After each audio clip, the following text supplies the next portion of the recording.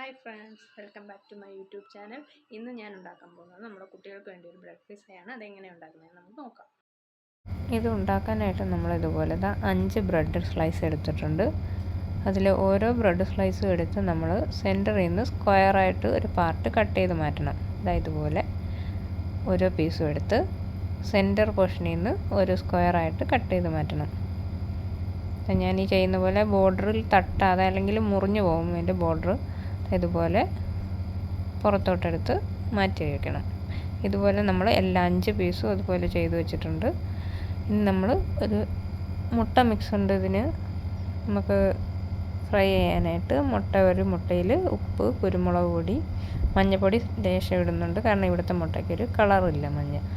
ഇനി ഒണിയൻസ് ചോപ്പ് ചെയ്ത് വയ്ക്കണം, ക്യാപ്സിക്കം, പിന്നെ ടൊമാറ്റോ, ഇത്രയും ചോപ്പ് ചെയ്ത് വയ്ക്കണം. അതിൻ്റെ കൂടെ തന്നെ നമ്മൾ ഫില്ലിങ്ങിനായിട്ട് കുറച്ച് ചീസ്, ഡൈസായിട്ടുള്ള ചീസ് എടുത്തിട്ടുണ്ട്. നമ്മൾ അടുത്തതായിട്ട് ചെയ്യേണ്ടത് പാന് അടുപ്പത്ത് വയ്ക്കുക. ചീസ് നമുക്ക് ഈ അമുലിൻ്റെ ചീസാണ് ഞാൻ യൂസ് ചെയ്യുന്നത്. അതില്ലെങ്കിൽ അതിൻ്റെ ചീസ് സ്പ്രെഡ് യൂസ് ചെയ്താലും മതി. അതൊരു പാൻ അടുപ്പിൽ വെച്ച് ചൂടാക്കണം. ഇതിലേക്ക് നമ്മൾ കട്ട് ചെയ്ത് വെച്ച ബ്രെഡിൻ്റെ ബോർഡർ പീസില്ലേ, അത് ഓരോന്നായിട്ട് എടുത്ത് വയ്ക്കണം. ആദ്യം ഒരു പീസ് എടുത്ത് വെച്ചിട്ട് അതിൽ നമ്മൾ എണ്ണയോ നെയ്യോ തേച്ച് കൊടുക്കണം. എന്നിട്ട് തിരിച്ചും മറിച്ചും ഇട്ടത് ഫ്രൈ ചെയ്തെടുക്കണം. ഒരു സൈഡ് ചെറുതായിട്ട് മുരിയുമ്പോൾ വീണ്ടും അത് തിരിച്ചിടണം. ഇതിപ്പോൾ ഞാനിവിടെ നെയ്യാണ് യൂസ് ചെയ്യുന്നത്. നെയ്യ് തൊട്ട് കൊടുക്കുന്നു. ഒരു സൈഡ് മുരിഞ്ഞ് വരുമ്പോൾ തിരിച്ചിട്ട് മറുവശവും അതുപോലെ മരിച്ചെടുക്കുക. പാനിൽ കിടന്ന് ഇത് മുരിയുന്ന സമയത്ത്, ഒരു സൈഡ് മുരിയുന്ന സമയത്ത് നമുക്ക് മുട്ടയുടെ മിക്സ് എടുത്ത് അതിൻ്റെ സെൻറ്ററിലോട്ട് നമുക്ക് ഒഴിച്ചു കൊടുക്കാം.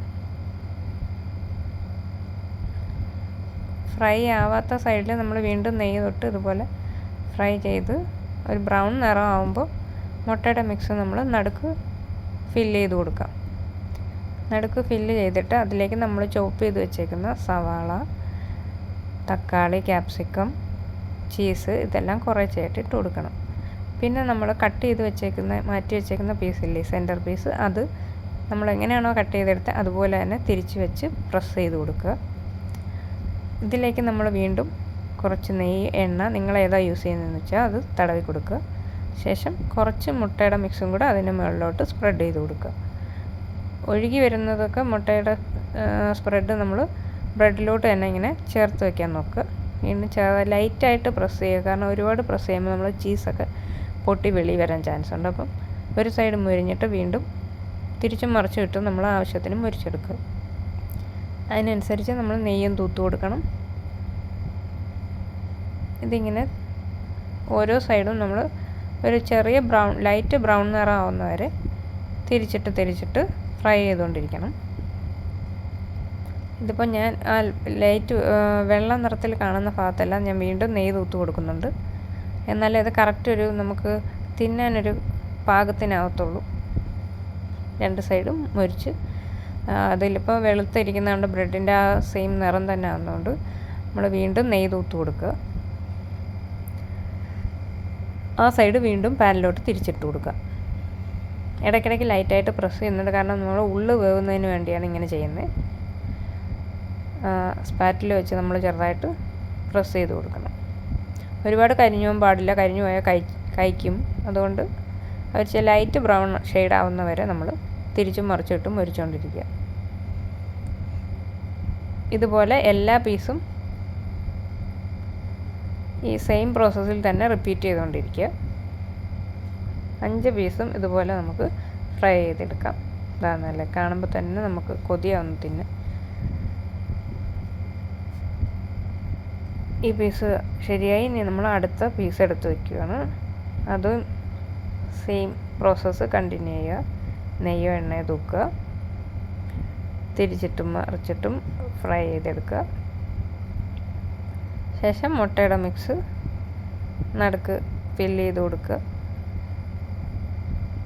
ഇതിന് നമുക്ക് മിൽക്ക് ബ്രെഡ്, സ്വീറ്റ് ബ്രെഡ് അല്ലെങ്കിൽ സാൻഡ്വിച്ച് ബ്രെഡാണ് യൂസ് ചെയ്യുന്നത്. ബ്രൗൺ ബ്രെഡ് യൂസ് ചെയ്യരുത്. കാരണം അത് കഴിക്കുന്ന ടേസ്റ്റ് ആയിരിക്കും വരുന്നത്. നമ്മളിങ്ങനെ ഫ്രൈ ചെയ്യുമ്പം, പ്രത്യേകിച്ച് നെയ്യൊക്കെ തൊട്ട് ഫ്രൈ ചെയ്യുമ്പം നമ്മൾ സെയിം പ്രോസസ്സ് തന്നെ വീണ്ടും കണ്ടിന്യൂ ചെയ്യുക.